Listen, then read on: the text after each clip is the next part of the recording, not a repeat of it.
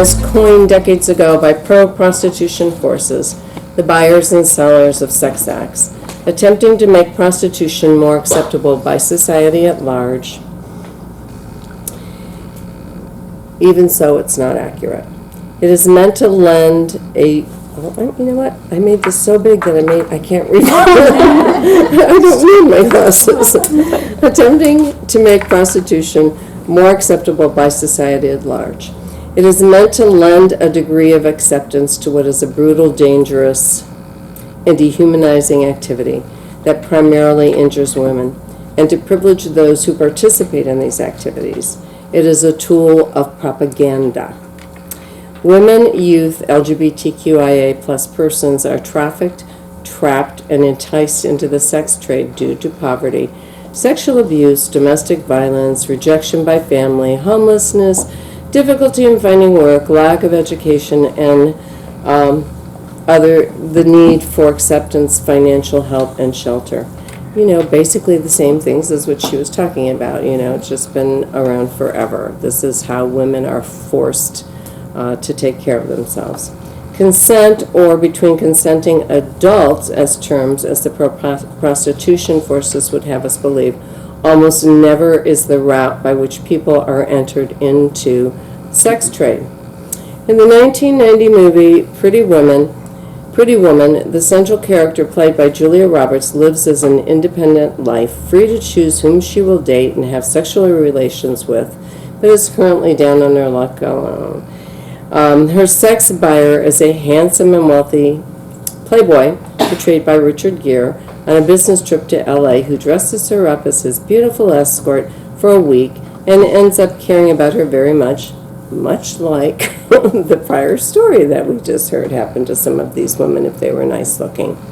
Clearly a Hollywood fantasy, or as now being more widely understood, a part of the public's grooming process to accept this.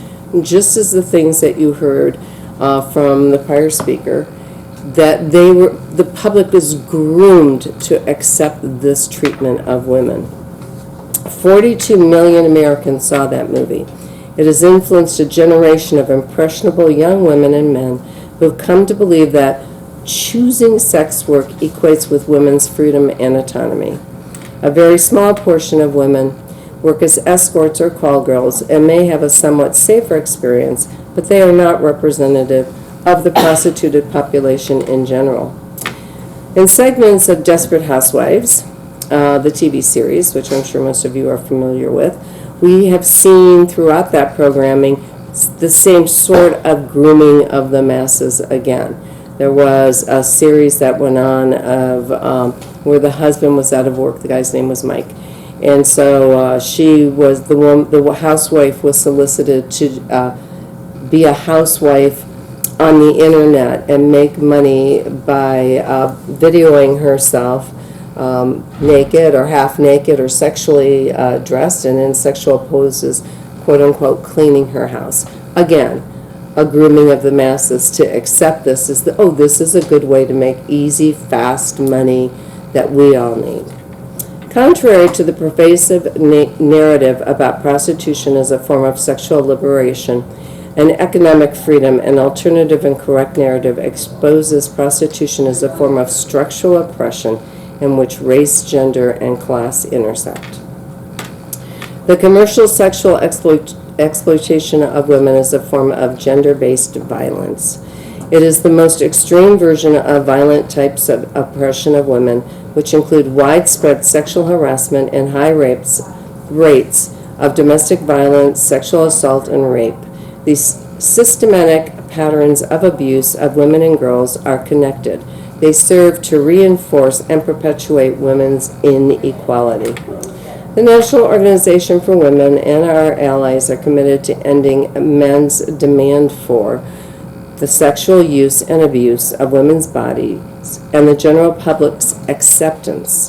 We are committed to the work of removing criminal penalties imposed on prostituted persons. We advocate for continuation of criminal prohibitions against the buyers, the johns, the pimps, the recruiters, the traffickers, the owners, operators of brothels, or other businesses where prostitution is facilitated. The commercial sex industry includes street prostitution, massage parlors, brothels, escort services, out-call services, strip clubs, lap dancing, phone sex, adult and child pornography, video and internet pornography, and prostitution tourism or sex tourism. The name used in the grooming campaign is sex tourism. Where even more men make money off the backs of women, girls, and boys. It becomes more acceptable. It's now a part. The government becomes involved because of the tourism boards. It's sold to travel agents as something that's acceptable to sell to men who want to go overseas and rape and sexually abuse, actually, their children. Yep. So, my point to you all is grooming, the grooming of the public to accept this, to quiet people down, to say that this is a better thing to happen for the society, because it could be worse if we didn't allow this because of men.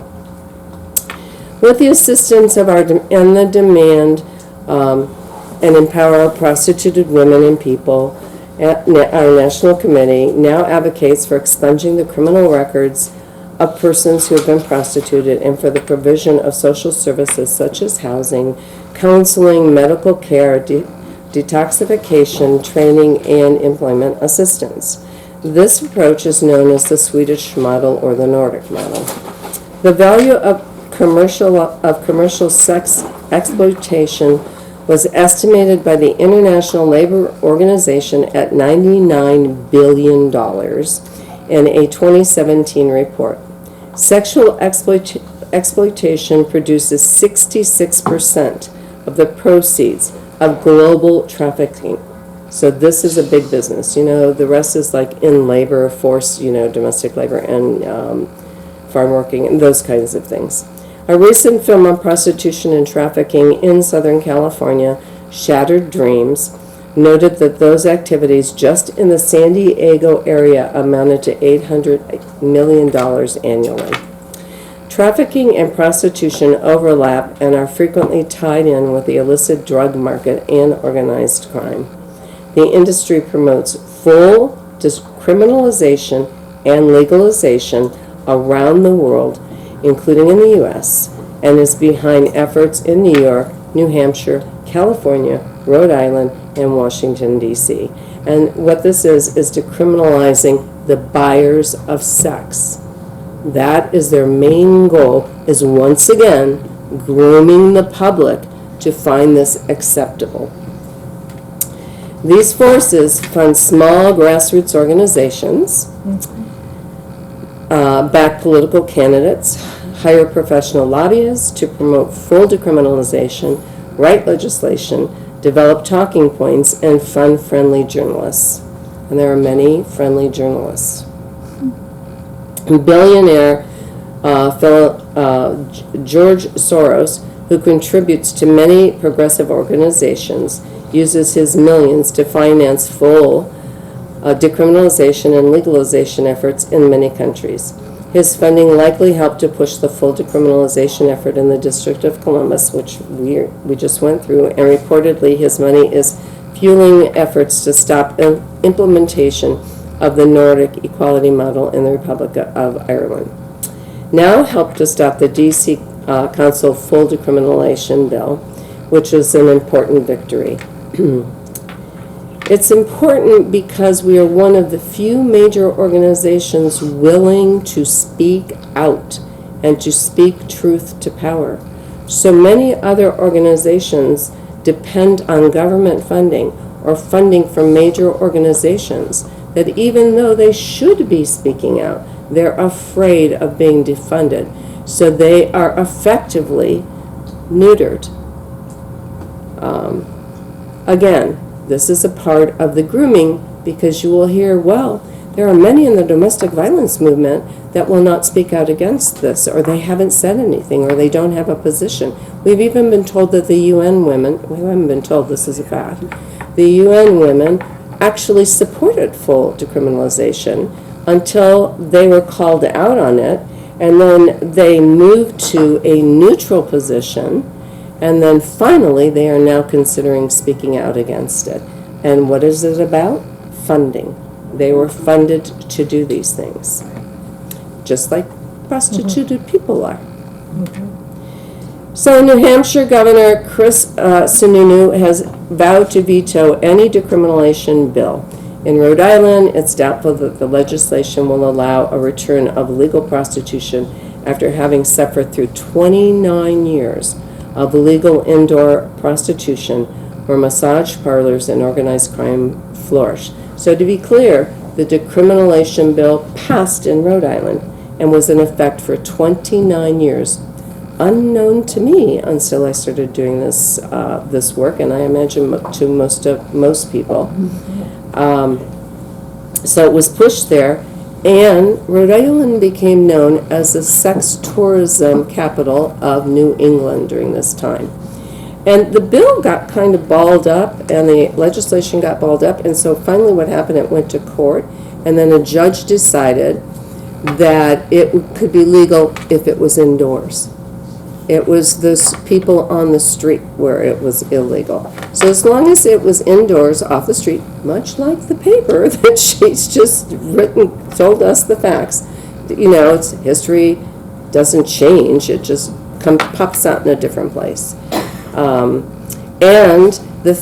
we heard this when we were doing this testimony at the Washington, D.C. We have these neighborhoods, these people that come forward that say, oh, I'm against this, I'm opposed to it. I was speaking on the panel with this one man who was from his neighborhood, who was speaking out against it, and we were having a private little chat, and because I wondered about what he was doing there and why he was opposed to full decriminalization. Well, it turns out he was just opposed to streetwalkers on his street.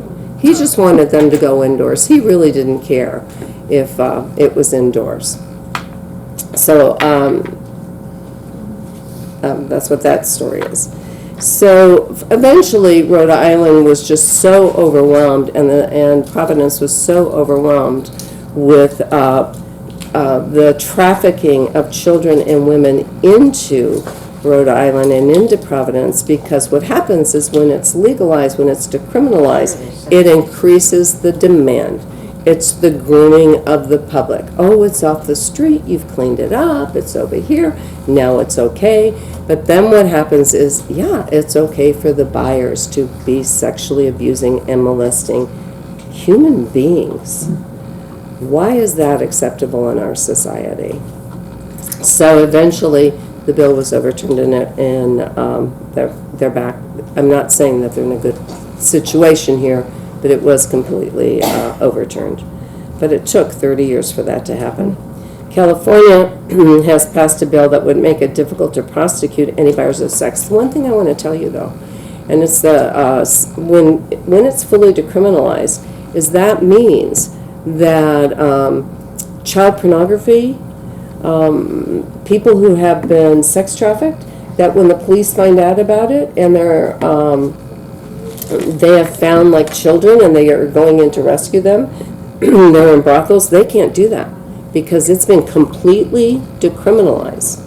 And so you hear this argument about this happening between consenting adults or a further grooming of the public, and that's why we should decriminalize all of this, because this is happening. But there's no consideration then for unintended consequences that the people that are not consenting, and who is it really that makes that fine line, they can't do anything about it because it's been decriminalized. So they can't go in, they can't rescue the children, they know they're in there, they know what's going on with them, and the women, the adult people.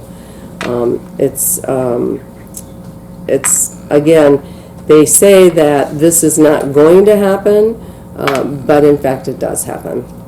So the New York legislature, facing a decriminalization bill, will consider the equality model to remove criminal prohibitions from prostituted persons and establish programs to help persons leave the sex trade. This legislation is modeled on the French Nordic or equality model, which has strong exit support programs. Harm to women and others engaged in selling sex acts suffer tremendously.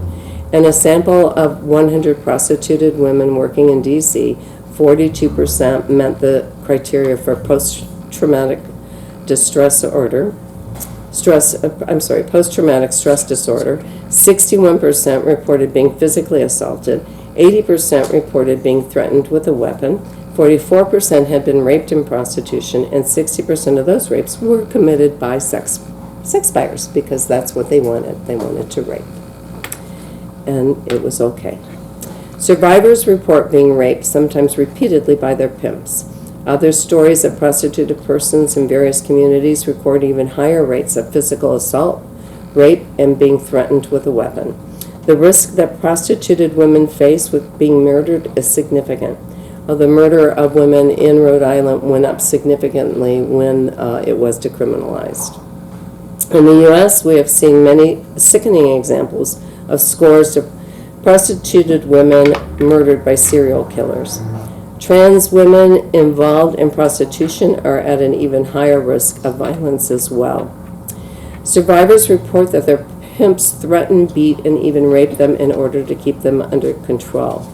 We know from their stories that many women caught in prostitution are forced into addiction, being shot up while unconscious to keep them under control so that they need drugs. Then they must pay to feed their addiction. It's insidious. Pimps keep all the money from the sex acts. These facts are ones that keep women and girls trapped in prostitution. Most women have entered prostitution as teenagers.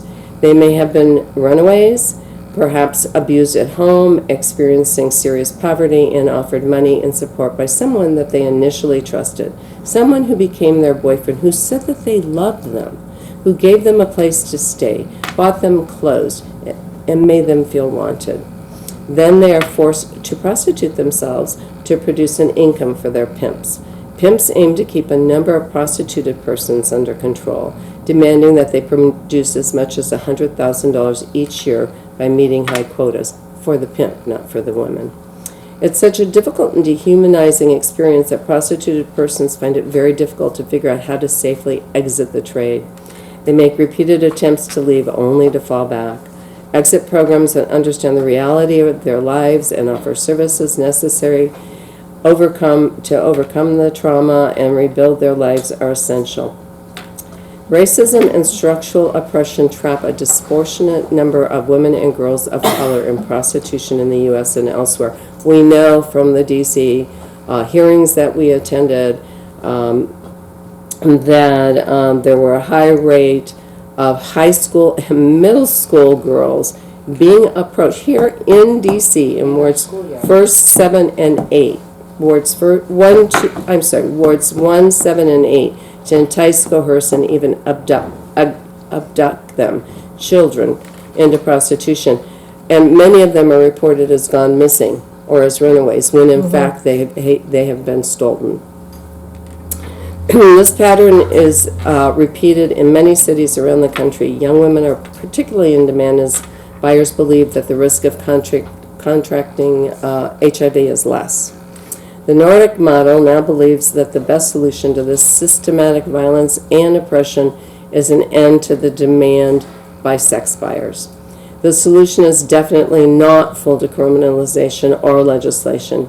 Those approaches have been used over and over again and have been shown in other countries to increase prostitution and trafficking along with crime.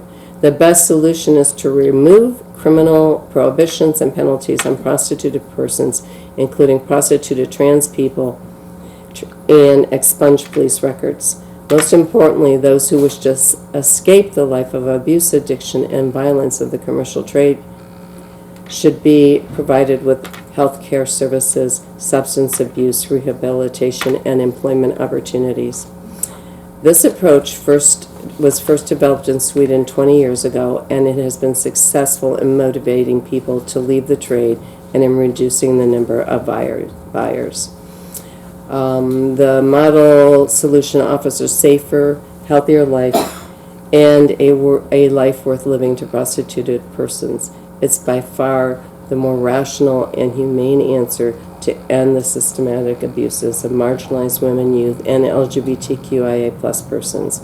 We know it won't be easy, and we know it will take years to see the Nordic model adopted by states, but now's goal, with the help of our committee, is state by state to pass the Nordic model here in this country and end the grooming of our general public and the acceptance of this violence against women. Thanks. If you have time, I'd like to tell you a personal story as to why I'm so dedicated. Can we videotape it? Yes. Okay. So I was in the travel industry for a majority of my life, and I've traveled all around the world. And the name of my company was called International Travel Associates, and that is what we focused on. And so as a travel agent, we were invited into countries by the government and the tourism officials and the airline industry, sometimes the cruise industry, to go on a trip to see what their country was like. It was a marketing ploy, and it worked very well, and it was necessary. And so I was invited on this trip over to Thailand. Saw it there. Yeah. And so I was told, and usually when we travel in groups of 15 or less. And so I was told on this trip that we were all told that we were going to have this very special dinner when we got to this one particular place. And it was really exciting, and it was the tour operator and the government official when we got there that just kept talking about this, and they seemed to be very, very excited about it, but they really didn't tell us very much more about it.